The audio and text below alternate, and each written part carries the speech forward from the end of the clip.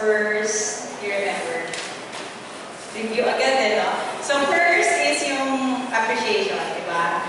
Tapos second, yung we just recently discussed yung no differences. Now, ito na, because you have revealed the differences, pwede na kayo mag-away. Yan. So kailangan mo natin mag-away. No, the purpose of this talk is to be able to resolve and discuss your issues, settle your differences. So now we're on the third part, negotiation. Learn to negotiate. Negotiating means you're gonna discuss the issue and having that goal in mind to be able to produce something for the good of the marriage. So you will discuss the issue together for the good of the marriage. So what do we want here is dialogue. No? Dialogue versus confrontation. We avoid confrontation. There are two ways of negotiating. Effective ways and non-effective ways. So, if we do the effective ways, then we go for dialogue. But if we stick with the non-effective ways, then confrontation will happen.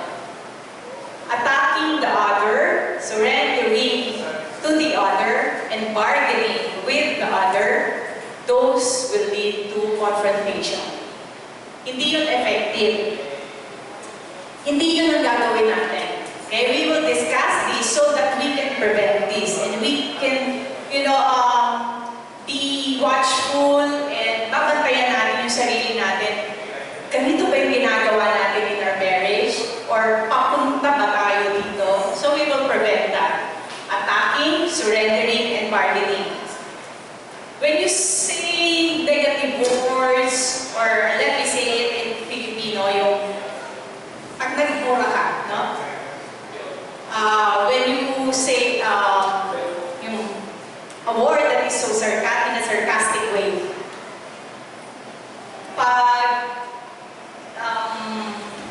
when you try to give accusations or insult, or you insult or say something that's like below the belt, or yung shoot to kill na mga words, yan, attacking yan. Attacking the other person. Remember, it takes 1,000,000 compliment to build up. And only one insult to crush down the spirit of your spouse. Mas mahirap mag-build up kaysa sumira. Now, so be careful with your words. Your one word can make or break your marriage. It takes seconds to hurt someone, but it takes years to repair the damage. So you agree? Mas mabilis magsalita ng makakasakit sa ating kapwa, sa ating asawa lalo na, kesa doon sa mahirap mag-produce ng words that can compliment a husband or a wife. Do you see that in your marriage? Diba? Ang hirap eh. No? Yung mga words na wala kang silbi, para yan, hindi mo alam. Para yan lang eh, hindi mo alam yan. Ganyan, no? Wala ka namang alam ibang gawin. Yeah, those are attacking words, so we must prevent that. Even, it's very realistic when someone would say, tagal-tagal mo sa salon, hindi naman naiba itsura mo. Diba? Ayan. Lagi ko kasi yan narinig sa mga kwentuhan namin, mga wifey group yun. Pero hindi mo sinasabi sa inyo. Hindi ako yun. Sa mga wifey group yan. Tagal mo naman sa salon, lalo na ba ang itsura mo. Or the wife would comment to the husband na si husband magagaling si Jean, effort mag-basketball to be healthy. Sasabihin na wife, pagdating, nabayan may pawis ka. Okay? So, it's really attacking the person, putting that person down, and it's not healthy for the marriage. Second is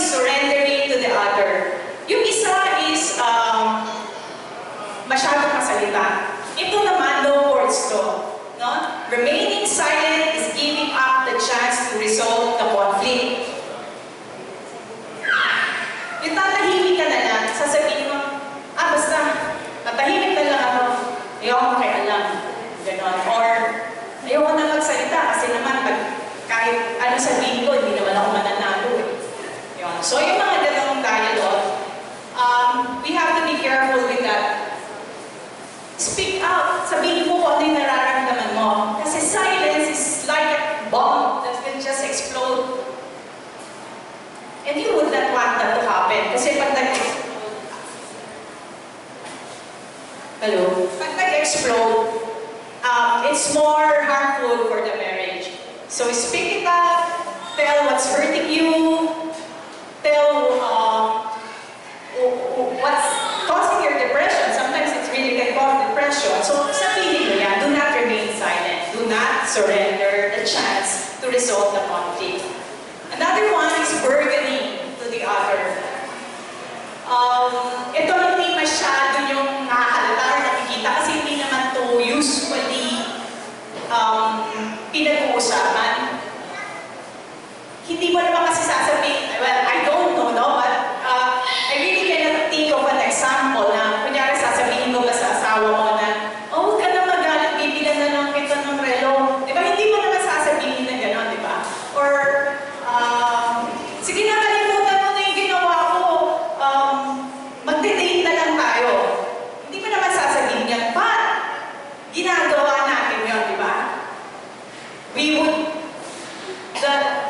parang in exchange of the chance to have a dialogue with the wife or the husband, ang gagawin ni spouses will just give gifts or will invite the spouse for a dinner.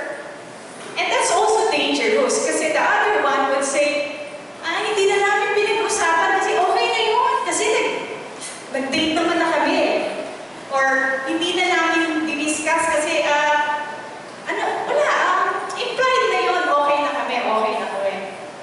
That's so dangerous kasi the more na parang binenta mo na lang yung chance mo to be able to resolve the issue. You should not bury the issue, you should discuss the issue. Okay, so ano yung iiwasan natin? We avoid attack, we avoid surrendering, and we avoid bargaining. These are 3 things that we should not do. Here in Flames, we have recommendation.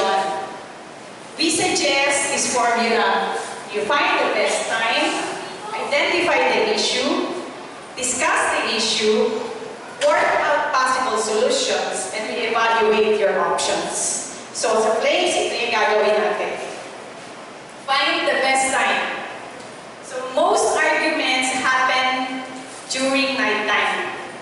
Kasi pagod, na-traffic, gutom. Okay? But sinasabi lalo na ng matatanda na huwag kayong matutulog na hindi nyo nare-resolve ang issue, ang away nyo or ang gusto. Diba yung nasabi nila, huwag kayong matutulog? But does it really mean that way? Yes, sinabi sa Bible, ni St. Paul in Ephesians 4:26, do not let the sun go down when you are still angry. But does it really mean that you have to take it literally? Na bago magpakipsilip, yun ang sabi nila, dapat tapos na ang issue nyo. No, ang ibig lang sabihin is, you should not let your anger stay. You should be able to discuss it, you should be able to talk about it habang hindi ka pa nag-iinit or parang may gusto kang pilit na gumante. Parang before the bitterness or the vengeance set in, dapat na-discuss mo na yun sa husband mo or wife mo. Yun lang yung ibig sabihin nun. But you can sleep. You can sleep sound at night. Paano gagawin natin kapag nag-away sa gabi? So we can just resolve and say, sweetheart, bukas na natin pag-usapan. Gabi na, and then tomorrow we will talk about it. And then you sleep sound. Okay? Huwag yung nagiging, hindi pa kami nag-usap, hindi pa kami mas matutulog na siya. Ay naku, mga wifey, talagang tutulugan tayo ng husband natin. Okay? Because that's the right thing to do naman. Okay? Do not force the issue. No? Force versus pause. Okay? Baka what we really need to do is just pause. Do not force the issue. A pause will allow the anger to go down. Okay? Then the following morning, you will have a fresh start, fresh mind, that will make you more able to discuss the issue. Medyo rational ka na, hindi ka na sensitive the following morning. Then, will also keep you or prevent you from saying things that you will regret later on. Kasi pag galit na galit ka, nag-formulate na yung modify. So, you will let that pass when you pause. What is the best time? It can be any time of the day. Basta you are not tired from work, you are not stressed, and you are not in public. Okay, yun ang best time. Pakiulit po natin what is the best time. It can be any time of the day, but you should not be okay, kami ni Joey, ang best time namin is in the morning habang nagpipili siya. Yun, so, pag may issue ako, papasok na. Tapos yan, discuss na kami. Okay? So number 2, identify the issue. Sinasabi nito na unearth the issue. A strong relationship requires choosing each other even in those moments that you struggle to love each other. Kahit parang gusto mo nang isuko yung asawa mo, but because you want to build a strong relationship, you will still choose to be with the other person. No? You will still want to resolve the conflict. Here in place, we suggest that while you're identifying the issue, you do it holding hands. No? Para that holding hands will give you the presence that you want the best for your marriage. So that's what we are suggesting in place. You unearth the issue, ibig sabihin, kalkalin mo yung issue. Hukayin mo yung issue. Yung root ng issue ang huhukayin natin at kakalkalin natin. Hindi yung past hurts mo ang kakalkalin mo or huhukayin mo. Maliwanag po ba yun? We unearth the root of the issue, hindi the past hurts or pains that your husband or wife have caused you. Okay. Pag nag-unearth kayo or nag-identify kayo ng issue, huwag niyo ubusin yung effort niyo doon. Kasi meron pa tayong third, fourth, and fifth steps. Minsan kasi, sa pag-unearth pa lang ng issue, ubos na ang effort, nag-aaway na. Okay? So, you will just find out the root of the issue. Let me share, katulad sa amin ni Joey, naging issue sa amin yung Joey's financial support to his family. Okay? For a while, tinago ni Joey sa akin na he's supporting his family. Ako naman, sama-sama na loob ko kasi tinatago niya sa akin. So, during flames, during these differences, kanina yung exercise na yun, doon namin na-discuss yun na tinatago niya pala sa akin kasi akala niya magagalit ako. Na I would not allow him to support his family.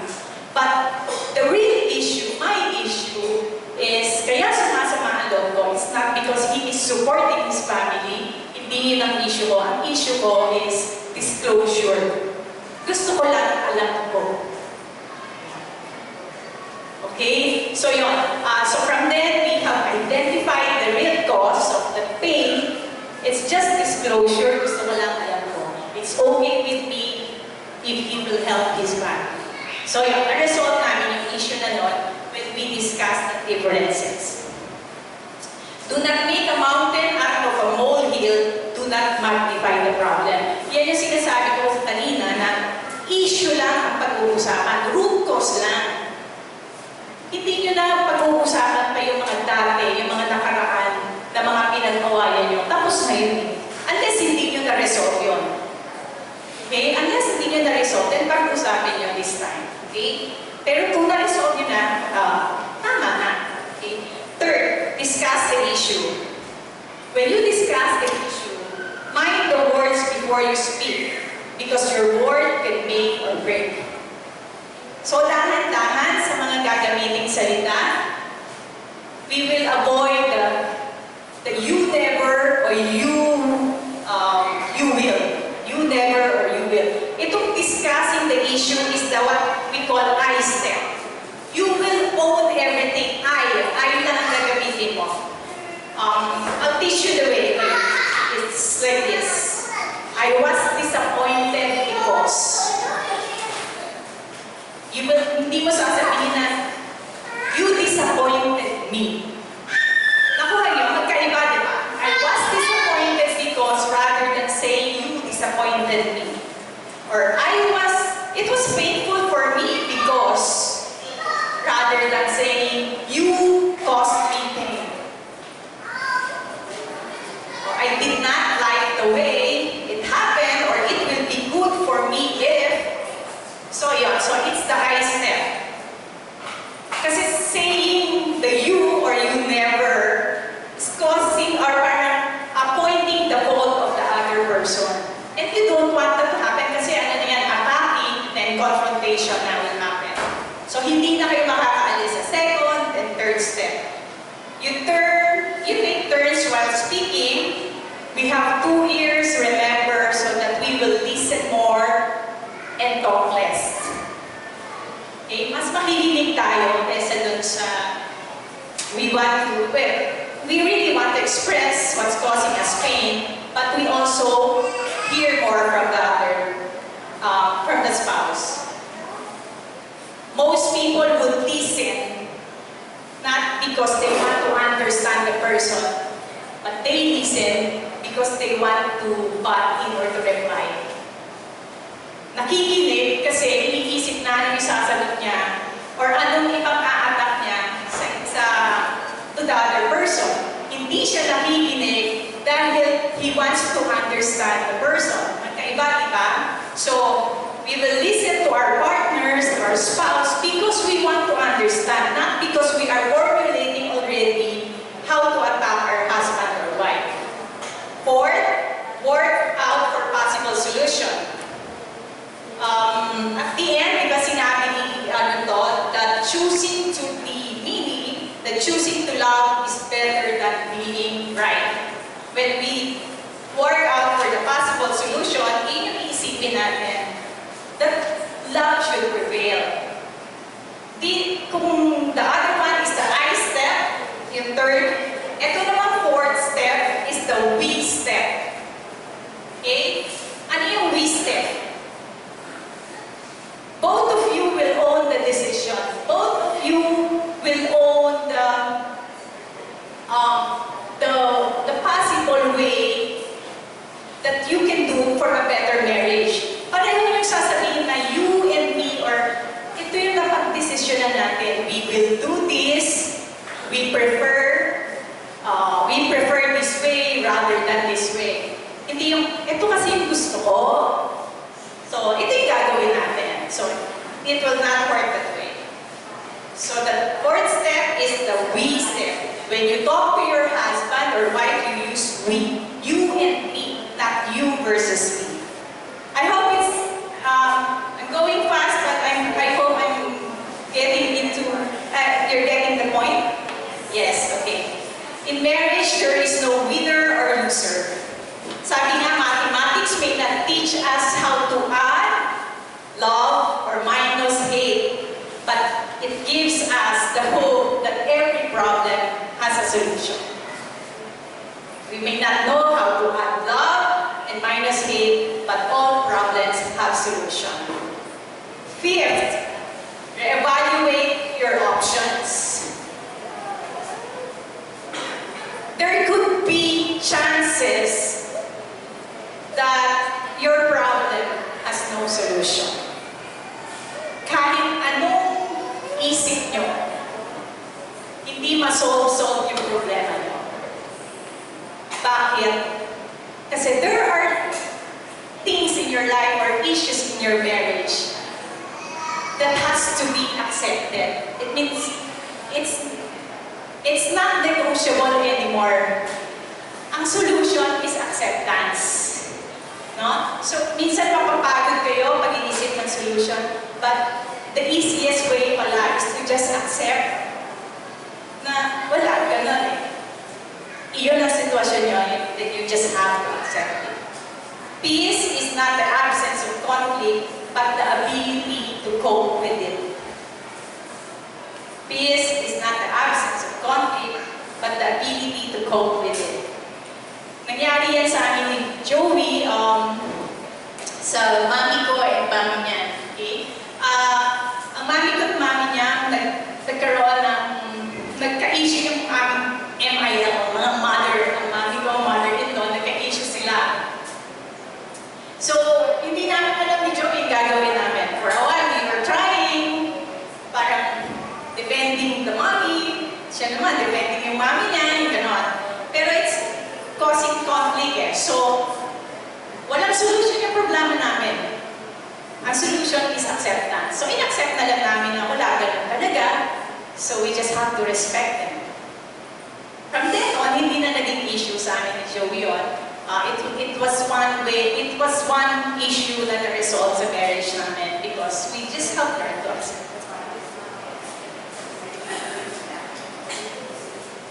Talagang resolve na yun kasi namatay na yung mother-in-law. So wala na silang problema. But it's something that you have to accept. There are some things that may solution, and then walang solution. The fourth one is we have to strive to grow together. Diba? Sabi nga yung song na You and I, Edgar, natin. You and I, travel far. Together. Ano raw yun eh? Lifelong love is like a journey. No? You're just walking through the journey, and there will be times that you will say something bad and mean, which will get you out of the road. But you have to have that ability to go back that journey together, no? So that you'll be able to travel the journey together. Sabi nila, there are 4 stages daw of marriage. The first one is you are mad for each other. Nagpapaliw kayo sa isa't isa. Baliw na baliw si Kuya Mao kay Ate Si. The second stage daw is you are made for each other. Parang si Bong and Rina yan. Made for each other. Yung third stage daw, you are mad at each other. Nag-aaway na kayo. And the fourth stage is you are mad because of each other. Yun daw the 4 stages of marriage. Brothers and sisters, no? To grow together, we must believe this principle. We can only change ourselves, not the other. Di mo babago ang iyong esposo o esposa. The only way is to change yourselves. So first thing, you ask yourself, what do I need to change? Issue sa akin ni Didith talaga, yung hindi siya sumasagot ng telepono. Dalawa-dalawa ang cellphone niya. Tawagan ko yan, hindi talaga, hindi mo maski 1,000 times hindi niya nasagot. Kasi nasa bag niya. Sabi ko one time, talagang telepono ko pa, di mo naman sinasagot. Eh, ganun talaga eh. So, ang ginawa ko, tinatawagan ko na lang yung driver namin. Nasa ba yung ate mo? Kausapin ko. Hindi ako na nagbago. O kaya, kung alam ko kung sino kasama niya, kasama niya sila Matet, sila Tess, sila tatawagan ko, nandiyo ba sila? Ganun na lang. We cannot change we cannot change one another, we can change ourselves. Manage expectations. It will be frustrating to expect immediate and lifetime change from our spouse. He or she cannot meet all our needs. Maski ang mga gawin mo, hindi lahat ng ine-expect mo sa asawa mo ay binibigay niya sa'yo. You have also to tell each other what matters as well as what frustrates you or hurts you. Kailangan naging open ka. Sabi ko nga sa kanya, alam mo, hinihibag na talaga ako sa iyo, hindi ka talaga marunong sumunod ng telepono. Pero, sabihin mo yun. Pero ngayon, nagbago na siya. Kasi pinatin na ng claims eh. So, sumasagot na naman ang telepono niya. Be patient with one another. Yun ang pinaka-importante, brothers and sisters. If you lose patience with one another, that's the beginning of losing also your love. Karamihan ng mga naghihiwalay kasi naubusan na nila yung pasensya sa isa't isa. Remember to request for change. The key word is request. You cannot demand it. Respect how you are similar and respect how you are different. We must manage our expectations. Sinabi ko nga kanina. Shakespeare said, expectation is the root of all heartaches. It is not a hopeless case because we can look to God for our needs. God will help us mend our hearts. And the only way we can do that is to be able to look up to Him. In Romans 15:13, sabi doon, can we read it to me? May the God of hope fill you with all joy and peace as you trust in Him, so that you may overflow with hope by the power of the Holy Spirit.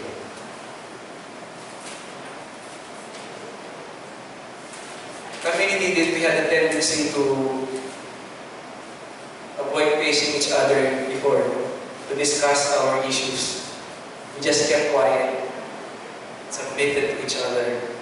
Not because we chose to be humble and merciful, than being self-righteous and selfish, but because we have not mastered that act of communication. For years we served verse 12, but we knew it was not healthy for our marriage. We had to do something about it. Tsanan, there's papers. Taught us the importance of and how to lay down our issues. Yan yung sinasabi nga ni Lucky Marriage Time. You need to have one-to-ones. Ang ginagawa na niya sa one-to-ones. No? Ginagawa na niya share. You have to spend the time. Think, usap kayo may mga topic kayo, agenda, and talk about it. Especially mga things that irritate you, things that causing strains in your marriage. I pointed out to her what gets me irritated, and kasi when I say something, she tends to rationalize it. But I realized that she started to realize that I just needed gusto ko lang pakinig siya. Pag isalita ko, hindi na i-rationalize. Pakinig na siya. And try not to offer any alternatives. But just to be there to listen. Minsan na kailangan, pakinig ka lang. God is using our spouse as sandpaper to smoothen out our rough edges. Mga sandpaper yan, mga asawa natin. Not talking about pag-faces, pag-aspak, ihilis na mga. But that's what God uses us for. Last time, the fifth principle, I think ito pinaka-importante. To be able to learn how to pray together. Only one created and us can meet all our needs. And who is that? God! No?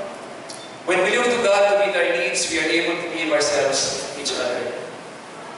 Through prayer, we ask God to give us the grace to love more one another, to be patient with one another, to help us connect with each other.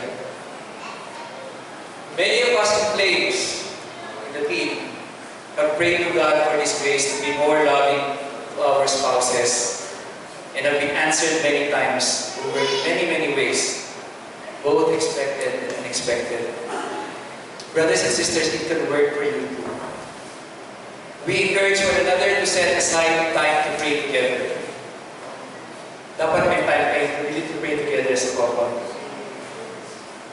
Pero praying together is not a way to make paninig to each other. Lord, si Ana kasi willing sa ganito eh. Hindi ka na nagpapagdala sa tayo pray together. Hindi nagpapaninig. You come together, pray together because you want to offer your marriage to the Lord.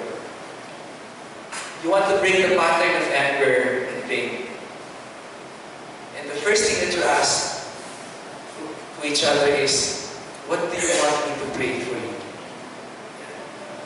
Share it sa main man. What do you want me to pray for you today?